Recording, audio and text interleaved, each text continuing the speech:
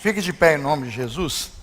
Abra aí, por favor, a sua Bíblia no Salmo 135 e fique de pé e vamos meditar juntos na palavra do Senhor. Vamos todos juntos meditar na Sagrada Escritura, vamos meditar na palavra do Senhor. Salmo 135. Quantos estavam aqui pela manhã? Levante a mão. Quantos estavam aqui pela manhã? Que bacana. Alguns não estiveram, vão aí pegar a segunda parte do sermão. Lembrar os irmãos que os objetivos foram diferentes, né? De manhã eu fiz uma exposição de alguns versículos pensando na soberania de Deus e olhamos na introdução dos 6 versículos iniciais do Salmo alguns princípios e preceitos para mostrar o quanto a soberania é importante e necessária para que se compreenda quando o povo perde a visão de Deus, perde a visão de servir e de adorar o Senhor, e era preciso retomar um caminho de quem era Deus e da sua soberania. E hoje à noite nós vamos com o tema a fundamental doutrina da soberania de Deus. Esse é o tema da noite, a fundamental doutrina da soberania de Deus. Salmo 135, de 1 a 6, se já achou, diga amém. A palavra do Senhor diz assim: Aleluia, louvem o nome do Senhor, louvem-no vocês, servos do Senhor, que estão na casa do Senhor, nos átrios da casa do nosso Deus. Louvem o Senhor, porque o Senhor é bom. Cantem louvores ao seu nome, porque é agradável. Pois o Senhor escolheu Jacó para ser dele, e Israel para ser o seu tesouro especial. De fato, eu sei que o Senhor é grande, e que o nosso Deus está acima de todos os deuses. Todos juntos? Tudo o que agrada ao Senhor, Ele o faz. Nos céus, na terra, no mar. Para não esquecer, olhando para o irmão, para a esposa, para o filho, para alguém que esteja do seu lado, você vai dizer assim: tudo que agrada ao Senhor, Ele o faz. Diga: tudo que agrada ao Senhor, Ele o faz. Deus faz o que Ele quiser, quando Ele quiser, do jeito que Ele quiser, da forma que Ele quiser, porque Ele é Deus. Amém? Você crê nisso? Então pode sentar-se.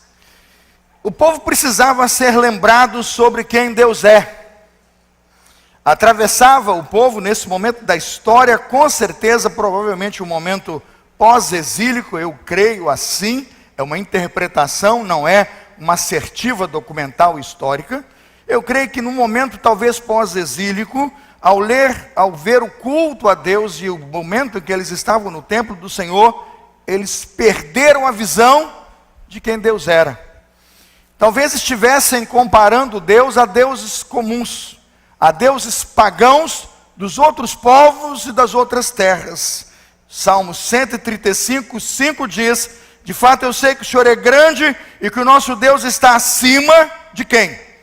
De todos os deuses. Não há um reconhecimento da existência de deuses outros que não o Senhor, mas há a certeza de que os sistemas religiosos, de que as pessoas com suas crendices inúteis estavam sim servindo a outros deuses. Nesse momento fomos despertados aqui a entender que o salmista clama ao povo do Senhor para que volte a confiar no único Deus vivo e verdadeiro. Veja o versículo 13, Salmo 135, 13. O teu nome, Senhor, permanece para sempre, a tua memória, Senhor, passará de geração em geração. Era um problema de memória. É provável que o salmista percebesse que o ensino de Deus, a palavra de Deus e a memória do povo a respeito de quem Deus é, estava abalada e frontalmente abalada por informações que afastavam com certeza o povo do Senhor. Composto provavelmente para ser um salmo das grandes festas judaicas no templo, esse salmo conclama os adoradores do Senhor a estarem na casa de Deus para momentos muito especiais. Conhecer o Senhor como Ele é, conhecer o Senhor de modo adequado e servi-lo como Deus é, um Deus grande, único e verdadeiro. Como você glorifica a Deus hoje? Como eu, pastor Carlos Elias, glorifico a Deus hoje? Será que eu glorifico a Deus com inteireza de coração, com alegria de servi-lo? Eu não sei se o irmão notou, mas de uns anos para cá eu sinto e vejo que muitos irmãos na igreja perderam aquele fervor ardoroso pelo Senhor. Eu vi irmãos, muitos anos atrás, anos 70, 80, 90, que viviam a igreja, o evangelho no templo, na vida comunitária, com uma piedade tremenda. Essa gente vinha na igreja nas manhãs de oração, lembra disso? Às 6 horas da manhã. Eu via, irmãos, os nossos salões ali de culto cheios. Eu me lembro de culto 6 horas da manhã aqui, 6 da manhã aqui, com o pastor Miqueias, em que não tinha um lugar aqui nessa nave. Eu vivi para ver isso. Hoje, irmãos, eu vejo que quando movimentamos as pessoas à casa de Deus, ao culto do Senhor, há uma certa frieza, há uma certa timidez. Tem hora que eu acho que o povo vai esquecendo das bênçãos do Senhor e o quanto Deus já fez. Quantas bênçãos, quantas são, hás de ver surpreso o quanto Deus já fez. Tem gente que já esqueceu. Quando o salmista percebe que o povo começa a esquecer o quanto Deus fez e como Deus conduziu a história do povo, o salmista chama o povo a glorificar o Senhor. Eu não sei se você já ouviu a história de Louis Francis Albert Victor. Louis Francis Albert Victor é o chamado Conde de Montauban. O Conde de Montauban, ele nasce em 1900 e morre em 1979. Quando ele morreu, eu tinha 9 anos. Eu li a história desse almirante. Era um almirante famoso, um grande almirante da Marinha Britânica. Esse almirante é chamado, irmãos, para fazer uma visita no Canadá, depois das 2 grandes guerras, e ele pediu imediatamente, na sua visita ao Canadá, que o seu assistente lhe desse uma lista de todas as pessoas daquele país que iriam servi-lo. Fosse um copeiro, um motorista, alguém que lhe fosse trazer a toalha, alguém que fosse acompanhá-lo nos quartos, alguém que o fosse conduzir pela cidade, todos que fossem ter contato com ele, ele queria conhecê-los. E ele pediu mais. Ele pediu para saber se essas pessoas tinham ido à guerra, se elas tinham servido ao seu país, se elas tinham alguma condecoração, ou se elas tinham, na verdade, algum tipo de observação sobre o seu trabalho, ou algum tipo de elogio pela função que fizeram. O assistente estranhou um pouco a notícia, mas deu conta da missão. 48 horas depois, o assistente entrega ao Lord Mountbatten aquela listagem, e ele pensou o que ele ia fazer com aquilo. O Lord falou: agora comece a ler. E o assistente ficava lendo aquilo o dia inteiro. Repita, por favor. E ele lia. Leia de novo. E aquilo foi entrando na memória daquele grande lorde, e ele foi conhecendo, sem ver ninguém, motoristas, faxineiros, copeiros, cozinheiros, e todos com os quais ele ia se relacionar. Diz a história que depois que essas pessoas chegaram para servi-lo, o que impressionava as pessoas quando elas chegavam, é que ele sabia quem elas eram.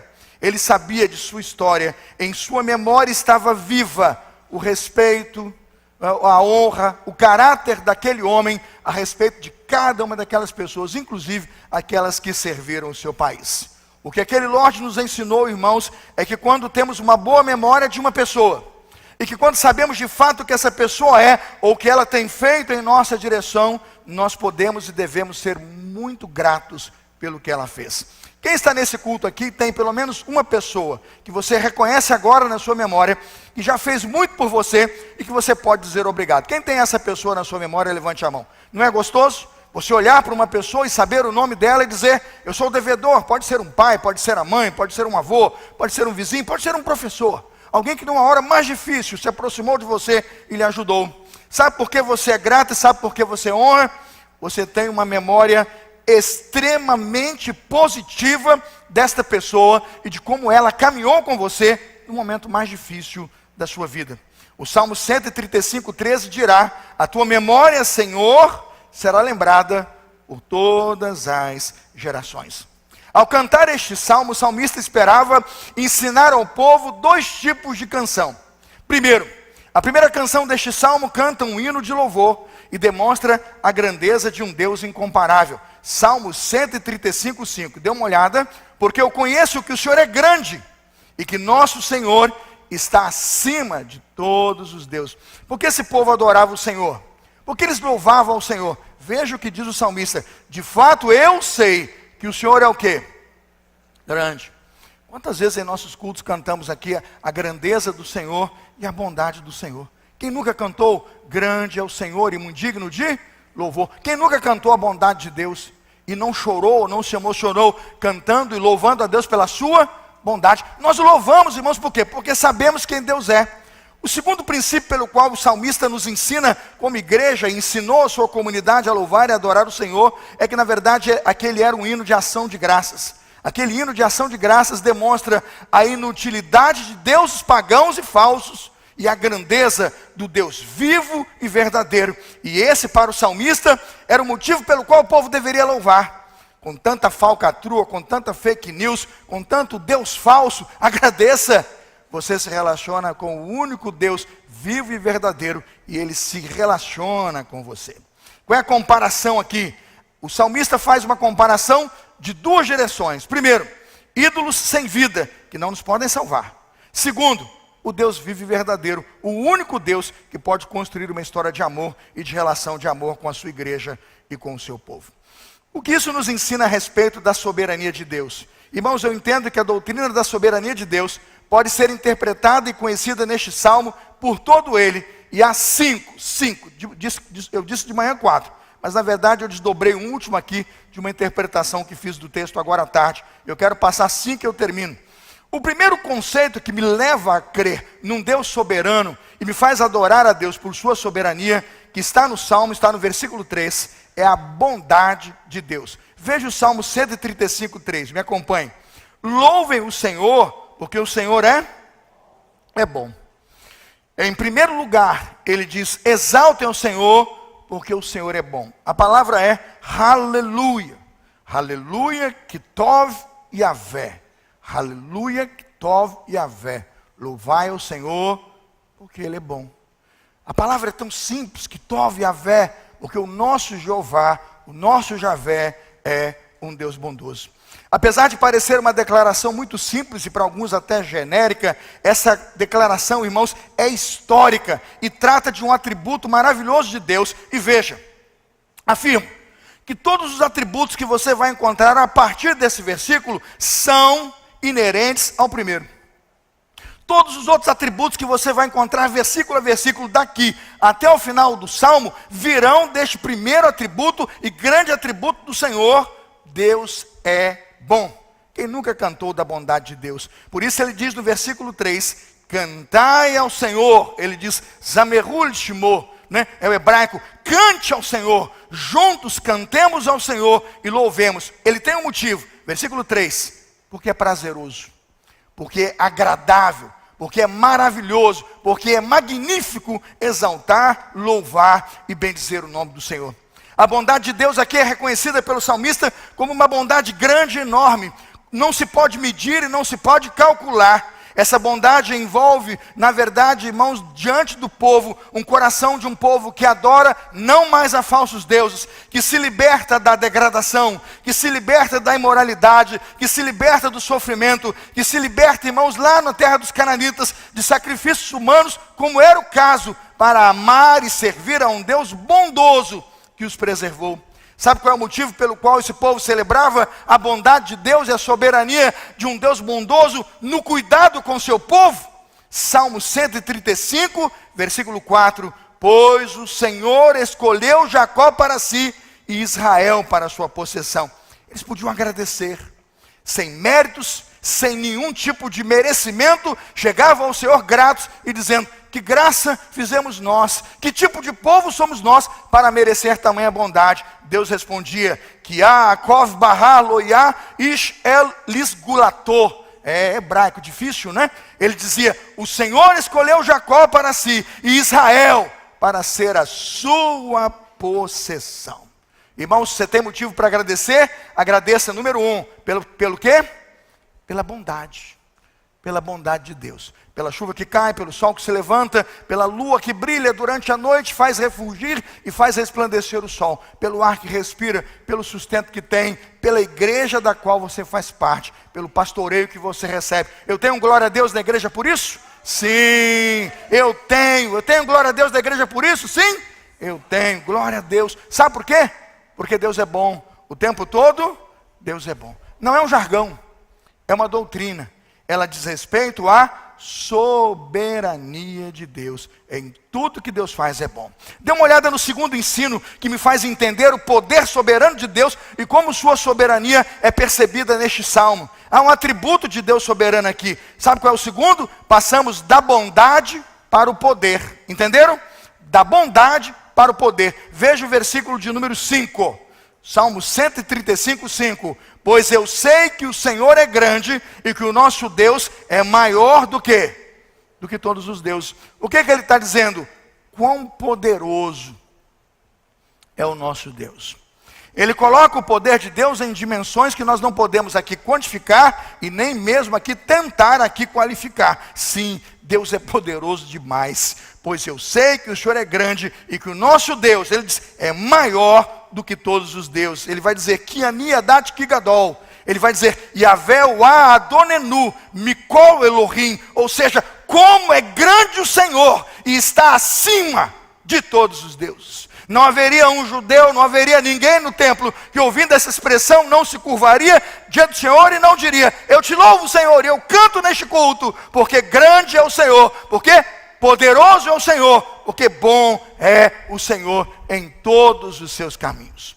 Longe de afirmar a existência de outros deuses, o salmista apenas afirma e coloca que somente há um Deus justo e verdadeiro, e que Ele é grande, e que tudo o que Ele deseja, e que tudo o que Ele quer, Ele tem poder para fazer. Seu próprio controle sobre as forças da natureza é evidente. O seu poder controla tudo e todos. Veja o Salmo 135, 7.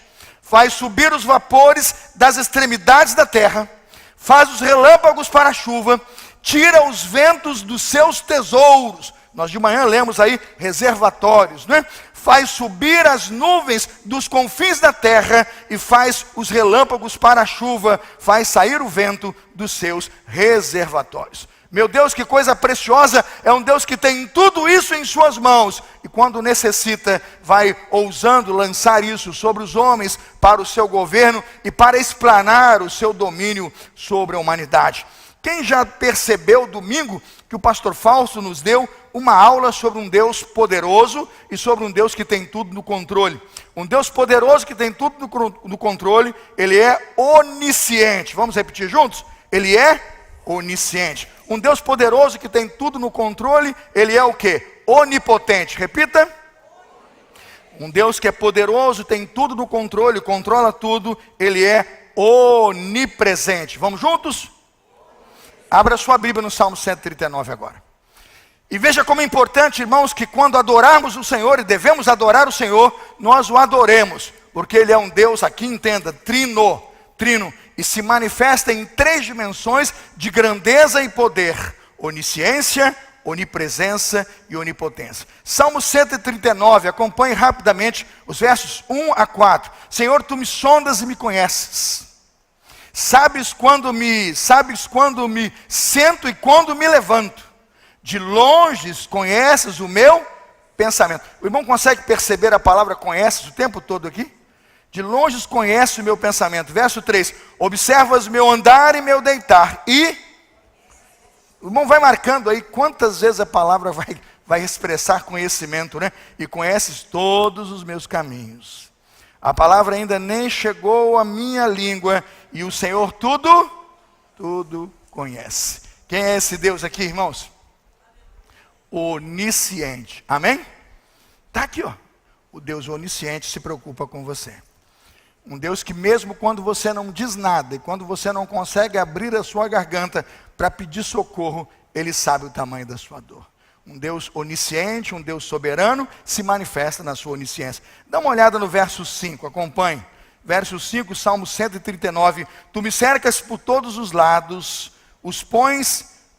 tu me cercas por todos os lados, e pões a tua mão sobre mim. Tal conhecimento é maravilhoso demais para mim, é tão elevado que não o posso atingir. 7. Para onde me ausentarei do teu espírito? E para onde o quê? Fugirei da tua face. Aí vem, versículo 8, se eu subo. Versículo 9, se eu tomo as asas da alvorada. Versículo 10, ainda ali a tua mão me guiará. Versículo 11, se eu digo as trevas com certeza me cobrirão, a luz ao redor de mim se fará noite. Até as próprias trevas não te serão escuras, e a noite tão clara como o dia será para ti. Para ti as trevas e a luz são o quê? A mesma coisa. Se no versículo 4, de 1 a 4, Ele é onisciente, no versículo 5 até o versículo 12, Deus é o quê? eu não posso fugir de Deus. Sabe por que as pessoas deixam de adorar o Senhor e deixam de amar o Senhor? Porque eles têm sua memória esquecida de quem Deus é. Primeiro, Ele é onisciente. Ele sabe o que se passa na sua mente. Ele sabe tudo o que você sente ou precisa. Mas muito mais agora, Ele é onipresente. Ele está no seu quarto, na sua sala, no seu banheiro. Ele está na sua TV. Ele está no seu trabalho. Não adianta correr para um cantinho, trancar uma porta, falar alguma coisa feia ou dizer alguma coisa feia e achar que Deus não vai ficar sabendo. Sabe por que a gente não consegue adorar o Senhor? Porque a nossa memória se esqueceu de quem Deus é. Porque perdemos a dimensão do Deus soberano a quem servimos.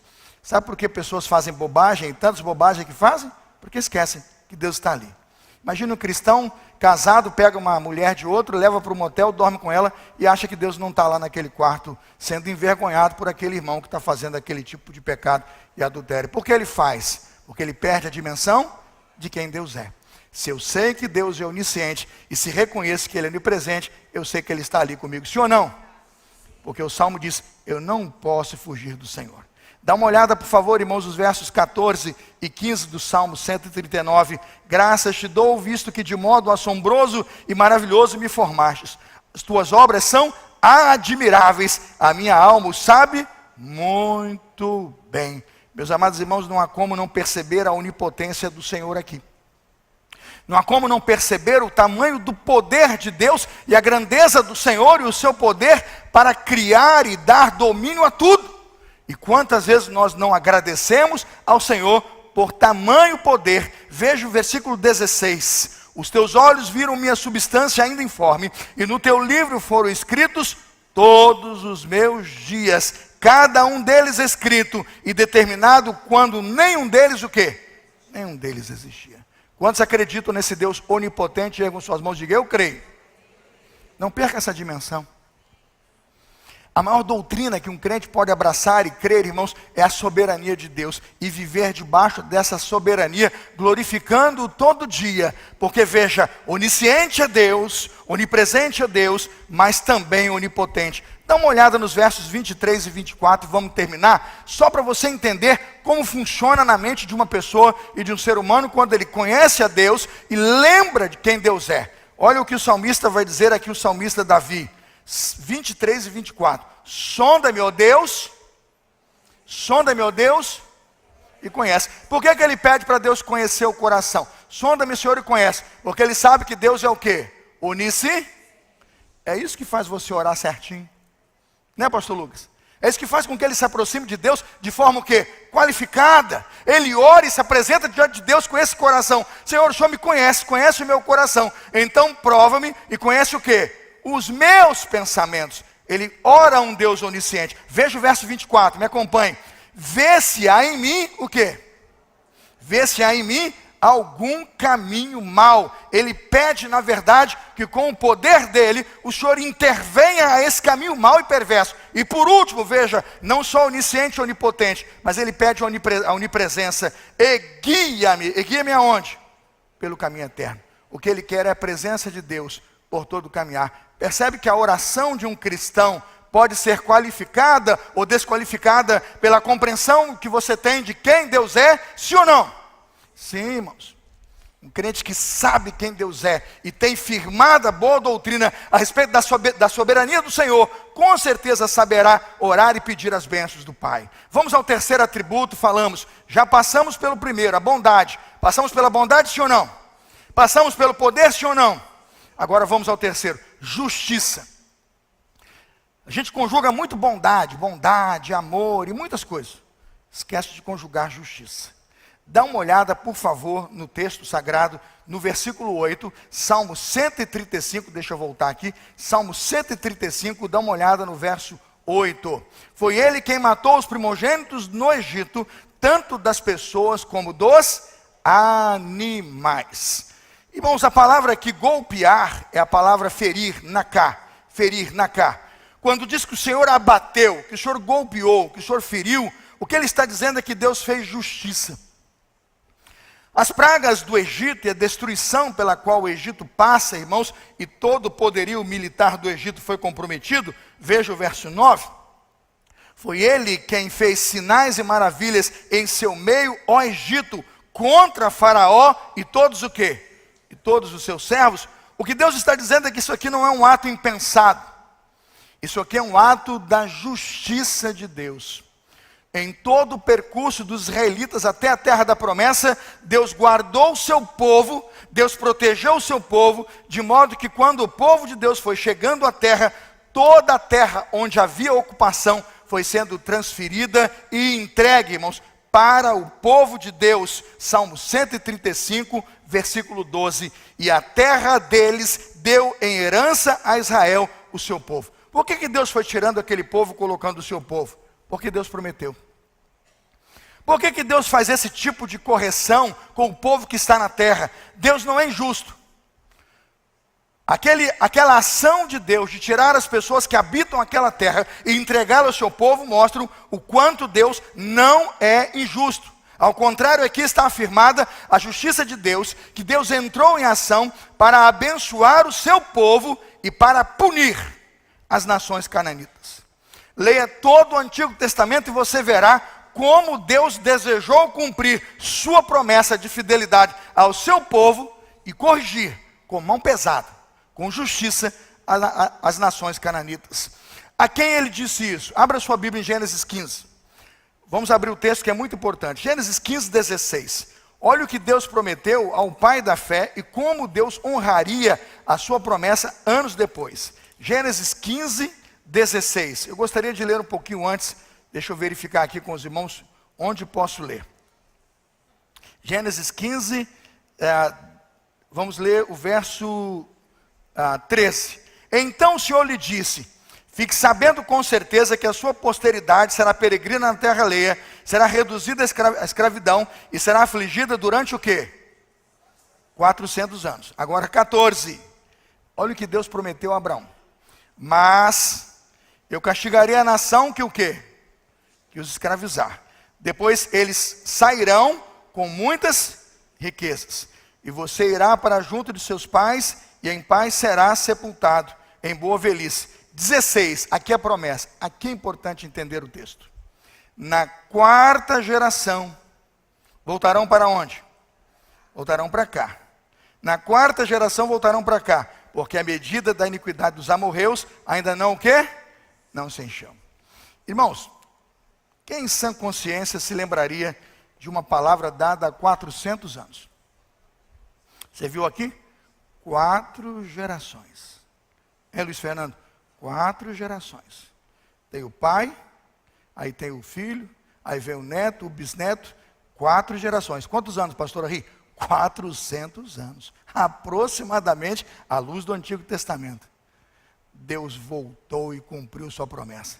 Ô seus cananeus rabugentos, agora eu vou cobrar a minha conta e vou colocar o meu povo numa terra que vocês desprezaram, porque eu não mandei matar os bebês, não. Eu não mandei vocês aprovar a lei do aborto, não. Eu estou adaptando, tá? Para você se lembrar que Deus não se esquece de corrigir com justiça quem da vontade dele se desvia.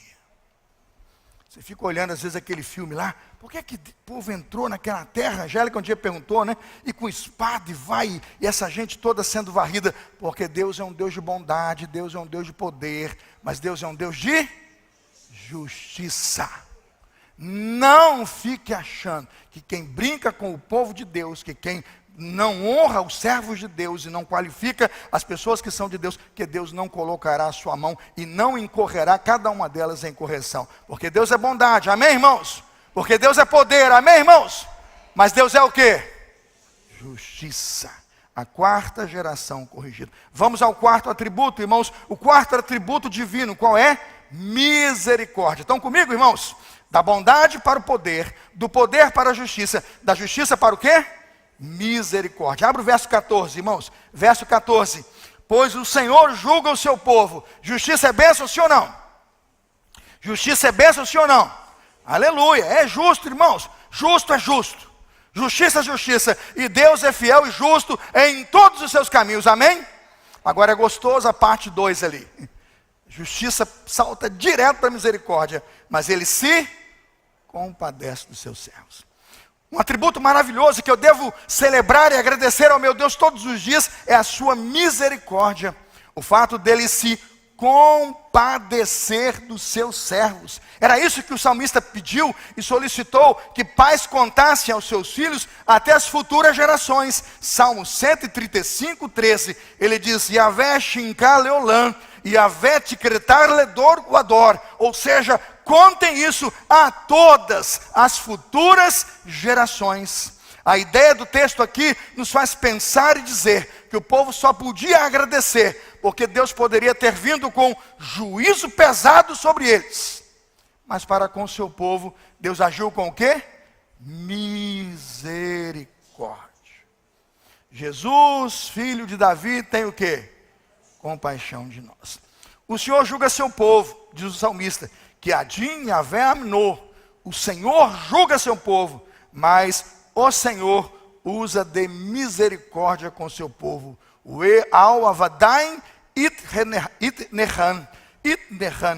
Senhor é compassivo e misericordioso para com o seu povo.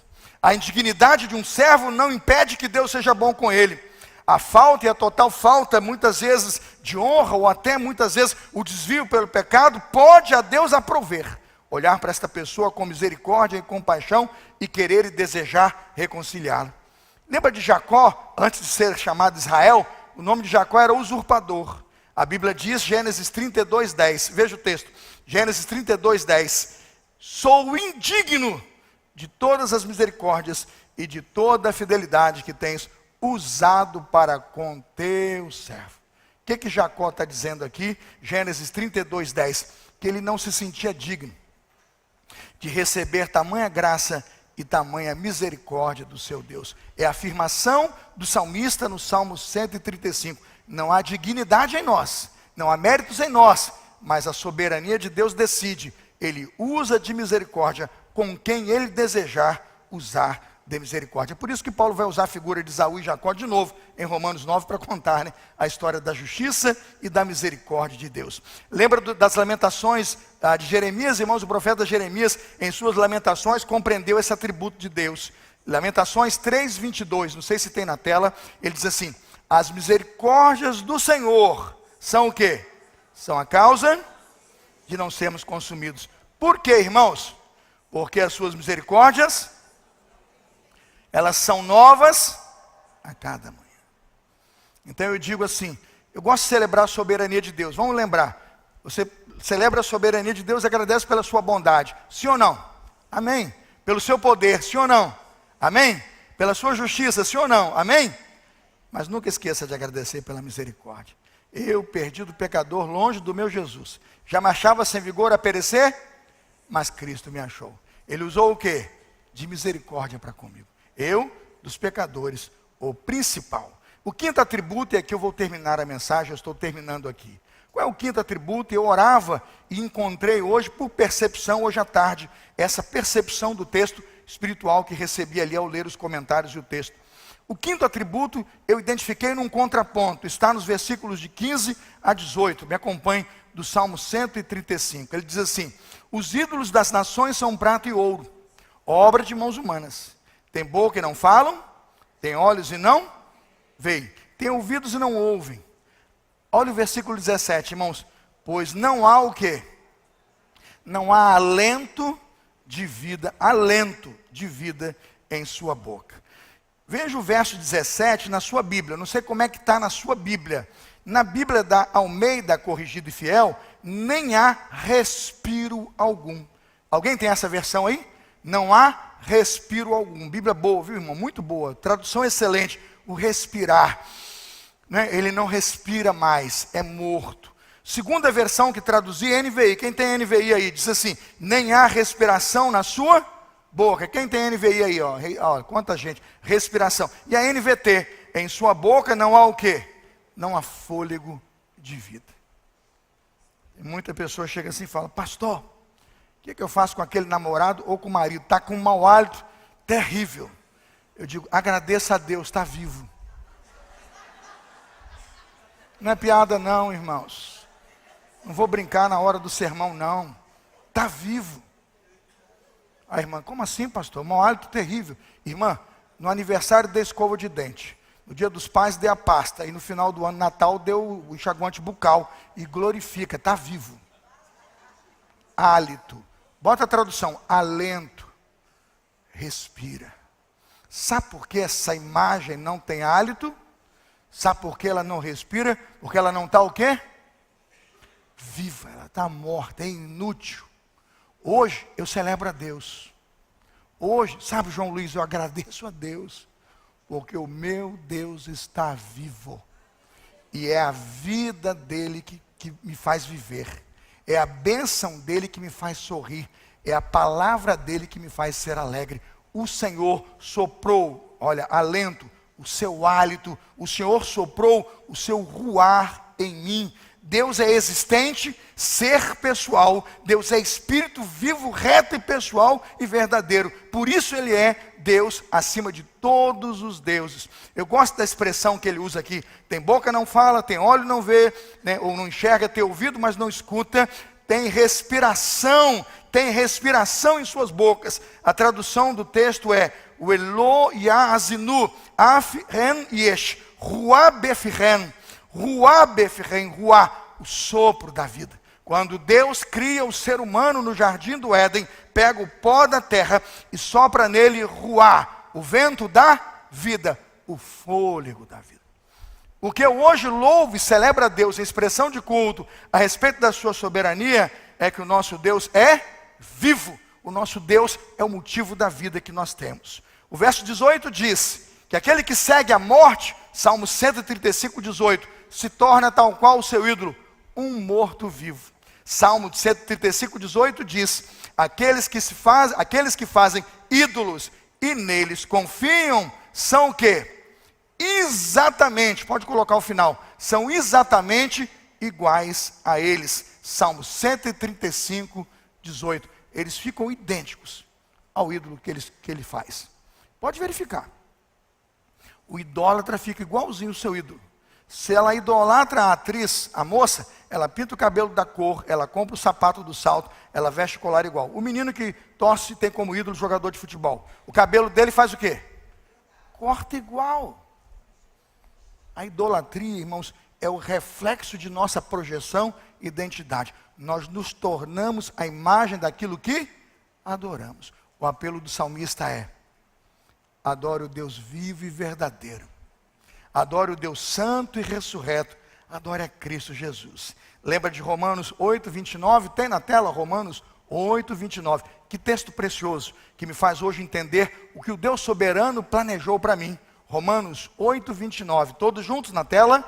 Pois aqueles que de antemão conheceu, ele também predestinou para serem, fixa aqui comigo, para serem conformes à imagem de seu Filho, a fim de que ele seja, Jesus é o primeiro, mas Deus trabalha para que você seja igual a Ele, amém? Filho, olha para Jesus, não desvie o seu olhar de Jesus, seja um seguidor de Jesus, seja um discípulo de Jesus, e você será a imagem viva do Deus vivo e verdadeiro. Falamos do poder, amém, irmãos? Falamos da bondade, falamos da justiça, falamos da misericórdia, mas não poderíamos esquecer da vida. Lembra do hino que a Amélia Matilda Ru escreveu? Amélia Matilda Ru, junto com Taylor, escreve um hino do Inário para o Culto Cristão, antigo cantor cristão também, 265 do Inário, e ela diz uma coisa que eu acho importante lembrar, quando olhamos para um ídolo ou olhamos para Deus. Terás vida em olhar para Jesus Salvador. Ele diz: vida, vida eterna eu te dou. Pois então o pecador considera esse amor, vê Jesus que na cruz expirou. Como é que é o estribilho? Vê, viverás. Terás vida em quantos olhares? Em quantos olhares? Terás vida em um olhar para Jesus Salvador. Encare quantas vezes você quiser a sua imagem, ela será culpada do espírito de morte que você tem, porque você ora e adora um Deus sem hálito, um Deus sem sopro, um Deus sem vida. Que Deus tenha misericórdia de você. Mas quando olhares nos olhos de Jesus Salvador, o espírito de morte que te assombra, a dor que te consome, a morte que visita a tua casa todos os dias, o espírito conturbado, atribulado, que às vezes inferniza o seu lar, ele cai, porque na sua casa a vida de Jesus é convocada. Quantos creem nisso? Ah, irmãos, há um espírito de ressurreição aqui nessa noite. Há um poder capaz de tirar da sepultura aqueles que estão lá mesmo vivos, escravizados por uma sepultura de idolatria e pecados, mas o Senhor deseja tirá-los de lá. Terás vida em olhar para Jesus Salvador. Fique de pé, vamos orar ao Senhor, todos juntos, vamos orar ao Senhor e agradecê-lo por esta palavra. O texto muito claro do Senhor nos diz, tudo o que o Senhor deseja, Ele o faz.